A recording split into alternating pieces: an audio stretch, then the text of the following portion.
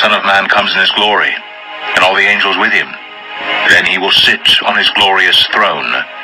Before him will be gathered all the nations, and he will separate people, one from another, as a shepherd separates the sheep from the goats. And he will place the sheep on his right, but the goats on the left. Then the king will say to those on his right, "Come, you who are blessed by my Father, inherit the kingdom prepared for you from the foundation of the world. For I was hungry, and you gave me food. I was thirsty, and you gave me drink. I was a stranger, and you welcomed me. I was naked, and you clothed me. I was sick, and you visited me. I was in prison, and you came to me." Then the righteous will answer him, saying, "Lord, when did we see you hungry and feed you, or thirsty and give you drink? And when did we see you a stranger and welcome you, or naked and clothe you? And when did we see you sick or in prison and visit you?" And the king will answer them, "Truly, I say to you, as you did it to one of the least of these my brothers, you did it to me." Then he will say to those on his left, "Depart from me, you cursed, into the eternal fire prepared for the devil and his angels. For I was hungry, and you gave me no food. I was thirsty, and you gave me no drink. I was a stranger, and you did not welcome me. Naked, and you did not clothe me. Sick and in prison, and you did not visit me." Then they also will answer, saying, "Lord, when did we see you hungry or thirsty or a stranger or naked or sick or in prison, and did not minister to you?" Then he will answer them, saying, "Truly I say to you, as you did not do it to one of the least of these, you did not do it to me." And these will go away into eternal punishment, but the righteous into eternal life.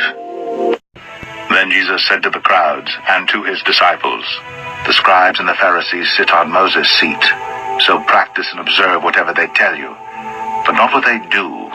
For they preach but do not practice. They tie up heavy burdens hard to bear, and lay them on people's shoulders, but they themselves are not willing to move them with their finger. They do all their deeds to be seen by others, for they make their phylacteries broad and their fringes long, and they do all their deeds to be seen by others, for they make their phylacteries broad and their fringes long, and they love the place of honor at feasts, and the best seats in the synagogues, and greetings in the marketplaces, and being called Rabbi by others. But you are not to be called Rabbi, for you have one teacher, and you are all brothers. And call no man your father on earth, for you have one Father who is in heaven. Neither be called instructors, for you have one instructor, the Christ. The greatest among you shall be your servant. Whoever exalts himself will be humbled, and whoever humbles himself will be exalted. But woe to you, scribes and Pharisees, hypocrites, for you shut the kingdom of heaven in people's faces, for you neither enter yourselves nor allow those who would enter to go in. Woe to you, scribes and Pharisees, hypocrites, for you travel across sea and land to make a single proselyte, and when he becomes a proselyte, you make him twice as much a child of hell as yourselves. Woe to you, blind guides, who say, if anyone swears by the temple, it is nothing, but if anyone swears by the gold of the temple, he is bound by his oath. You blind fools, for which is greater, the gold or the temple that has made the gold sacred? And you say, if anyone swears by the altar, it is nothing, but if anyone swears by the gift that is on the altar, he is bound by his oath. You blind men, for which is greater, the gift or the altar that makes the gift sacred? So whoever swears by the altar swears by it and by everything on it, and whoever swears by the temple swears by it and by him who dwells in it, and whoever swears by heaven swears by the throne of God and by him who sits upon it. Woe to you, scribes and Pharisees, hypocrites, for you tithe mint and dill and cumin, and have neglected the weightier matters of the law, justice and mercy and faithfulness.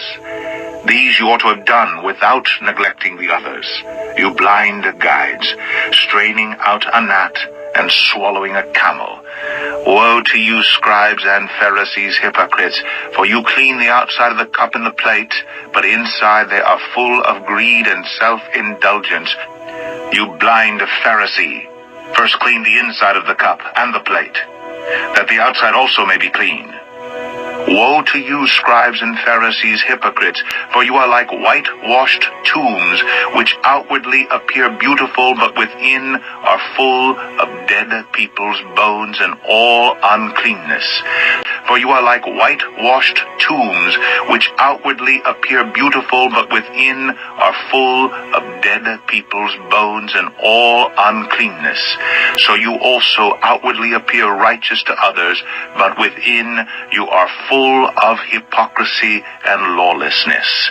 Woe to you, scribes and Pharisees, hypocrites, for you build the tombs of the prophets and decorate the monuments of the righteous, saying, if we had lived in the days of our fathers, we would not have taken part with them in shedding the blood of the prophets. Thus you witness against yourselves that you are sons of those who murdered the prophets. Fill up then the measure of your fathers. You serpents, you brood of vipers, how are you to escape being sentenced to hell? Thus you witness against yourselves that you are sons of those who murdered the prophets. Fill up then the measure of your fathers. You serpents, you brood of vipers, how are you to escape being sentenced to hell? Oh, peace, peace, peace. But you're all about war. Can you read that, brother, from the 23rd verse? Daniel, the 8th chapter, and the 23rd verse. And I want this brother to get me the book of Psalms, the 55th chapter, and the 20th verse. And you can read that, brother. And in the latter time of their kingdom. You're in the latter time of your kingdom. You're at the end of your kingdom. Your kingdom was supposed to go, what, to the year 2000. From the ancient pagan Roman Empire up until now. Now you're at the end of your kingdom. The end of your kingdom, according to the Bible, according to Bible prophecy, is that your end will come in the year 2000. The end of your kingdom, according to the Bible, according to Bible prophecy, is that your end will come in the year 2000.